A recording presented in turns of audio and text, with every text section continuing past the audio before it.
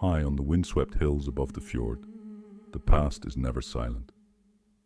Here, at Lindholm Høje, the land still carries the memory of the Viking Age, carved into stone, shaped by ritual, and preserved by the shifting sands of time. This place is one of Scandinavia's largest and best preserved Viking burial grounds. More than 1,000 years ago, families climbed these same hills to mourn, to honor, and to prepare their loved ones for the world beyond. When you walk among these stones, you are walking through a silent city of the dead. Every stone circle, every long row of rocks, marks a life once lived. Some graves are shaped like ships, long and narrow, with pointed ends, symbols of the journey the deceased would take into the afterlife. For Vikings, death was not an ending, but a departure, a voyage to the realm beyond the horizon. Here at Lindholm Høje, more than 700 graves have been found. Men, women, children, each with their own story, their own place in the fabric of this ancient community. But what did this world look like when these stones still stood fresh? When the people buried here still walked these hills? Imagine the landscape alive with sound. Goats calling from the slopes, the ringing of iron at the blacksmith's forge, the crackling of fires from longhouses scattered across the valley.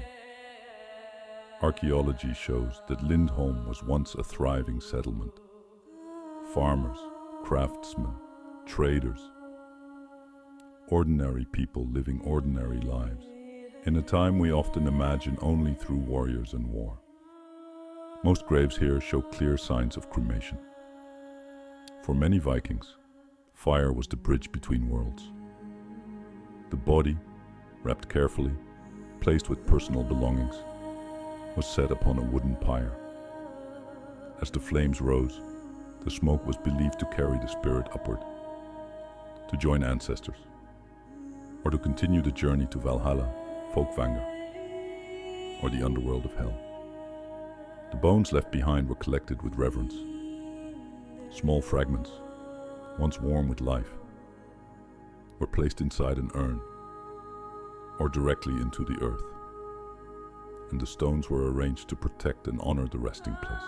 Look closely at the stones. Some stand upright, others lie flat. Some form ship outlines. Others mark small, simple circles. A large stone circle might belong to a respected elder. A small one to a child who never grew old enough to swing a wooden sword or tend animals in the fields below. Even without names, these stones hold identity, and in their silence, they remind us that the Viking Age was far more human, far more emotional than the legends often tell.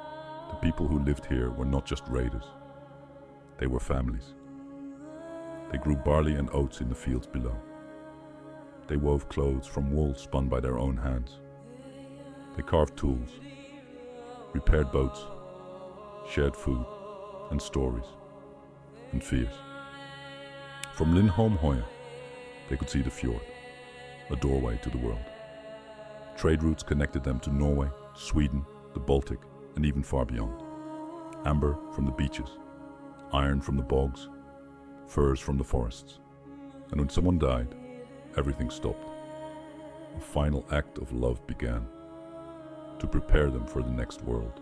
The funeral pyre burned through the night. Family members carried torches, whispered prayers, and offered gifts. Small items, sometimes weapons, sometimes jewelry, sometimes simple tools for the journey. When only embers remained, the ashes were gathered carefully, and the grave was sealed. The stones were placed not randomly, but with intention, a final mark on the earth, so the living would never forget.